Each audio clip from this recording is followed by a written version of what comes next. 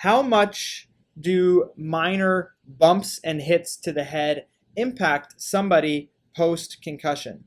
So this question actually happens to me a lot as a clinician. Whenever I have patients coming in that have a concussion, oftentimes they will report fear of hitting their head again. So even anytime let's say they have a baby, anytime the baby kind of bumps heads with them, they think that they have another concussion, right? These mild impacts. People are concerned about this. I've had other patients who are afraid to even ride in vehicles because going over speed bumps scares them. And if they hit a pothole, they feel that that little jar is going to affect their brain in some way, okay? First thing we have to understand in answering this question is we are not that fragile. We just aren't, right? If you look at sporting events, look at a sport like football, they're not getting concussed on every single play, and I guarantee you that almost every single one of those hits is harder than your baby hit you in the head.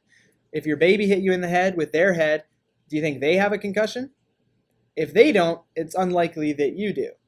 So these little tiny bumps, a concussion, in order for a concussion to occur, it's the stretching and shearing of brain cells. So in order to cause a concussion, you have to stretch a nerve cell or a brain cell to a great enough extent to pull open these voltage-gated channels. Now, every time you get a little bump in the head, is that enough acceleration to open these voltage-gated channels? No. You need a substantial amount of force to do that. The research on this, and we've talked about this in terms of G-forces and things like that, research on this looking at instrumented helmets in the sport of football find that 70% of the impacts that happen in football are under 30 Gs. Impacts that result in concussion are over 70 Gs. That's a lot of force. I'm going to put this in perspective again. I've done this before. In looking at biomechanical studies from motor vehicle accidents, we see that impacts where the airbags deploy, so your airbags are set to deploy in a change of velocity of about 50 kilometers per hour. Or, for you Americans, 30 miles per hour. Your airbags are set to deploy. So you're driving your car, you rear end somebody hard enough, the airbags go off. That translates into 60 Gs of acceleration or deceleration through the seatbelt. So even a car accident to that extent where the airbags go off may not be enough to cause concussion injury. So when you think about this and you have a little bump in the head from anything, let's say you hit your head on a countertop. I have a number of patients that come in with their concussion symptoms after bumping their head on a countertop. Did you hit your head the equivalent of a car accident? Did you hit your head the equivalent of, and when these studies look at these football helmets, they find that less than 0.1% of all the impacts that happen in football actually result in a concussion. So when you hit your head and you think you may have suffered a concussion, did you hit your head hard enough to be 0.1% of an impact that you'd see in a football game? Okay, it's a lot of force. It's not every little bump and hit, right? Like this isn't causing a concussion for me, right? A bump in the head might not necessarily cause a concussion. If it's a substantial hit, then for sure. Okay, now the argument is then made, well, what if I have a concussion right now? Don't I have an increased risk? Well, yes, you do. In the initial first few weeks, smaller hits can cause subsequent concussions, but that's only in the first couple weeks where that vulnerability period has been found to exist. Beyond that period, at least in the animal studies, because we can't study this well in humans, is if we were to give these animals second concussions after recovery has taken place in terms of that low energy deficit that concussion results in, if you get hit again in that period, it's just another concussion. So there is no increased vulnerability necessarily in that from a mechanical standpoint. Studies looking at humans with these large epidemiological studies, so what I mean by that is when you look at a huge group of people, like 10,000 people, they'll find that people that have had a previous concussion tend to get concussed a lot more frequently than people that have never had a concussion before. So the results of these studies will suggest that having a concussion previously increases your risk for having future concussions.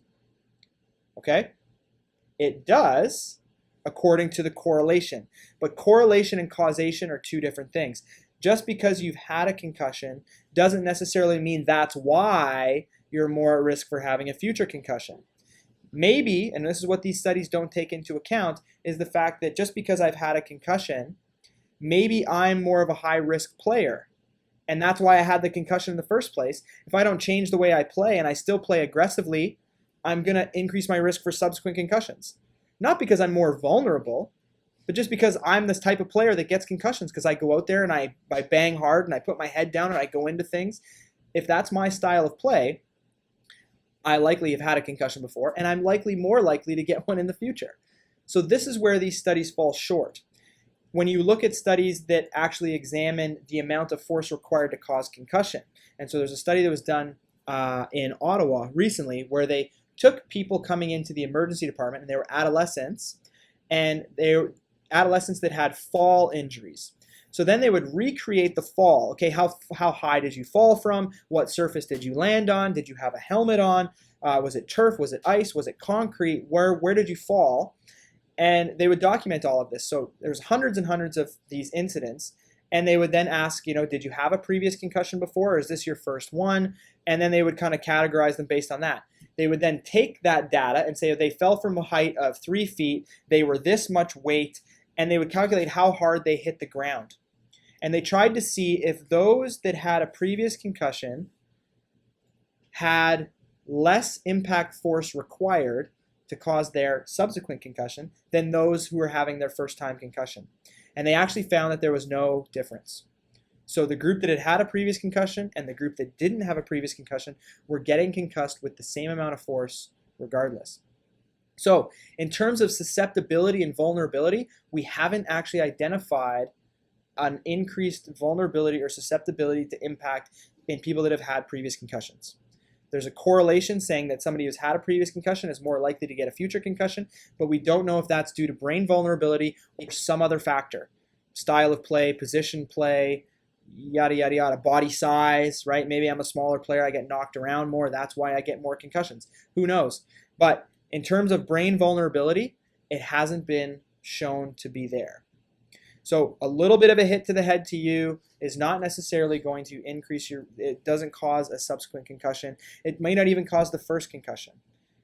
The amount of patients that I see that have persistent concussion symptoms from bending forward and hitting their head on a countertop or hitting their head on a door as they open it, I don't think that's enough force. And so there's a lot of other factors at play that can cause symptoms, and the symptoms are very non-specific. So don't get too worried about the little bumps and things that happen throughout your life, right? Riding in a car, we are not that fragile. If we were that fragile, I don't even think we would survive as a species. We would have been extinct long ago because, we've been fighting for forever, okay? So that's the answer to that one. I hope that helps people that are concerned about the hits to the head that they may be getting.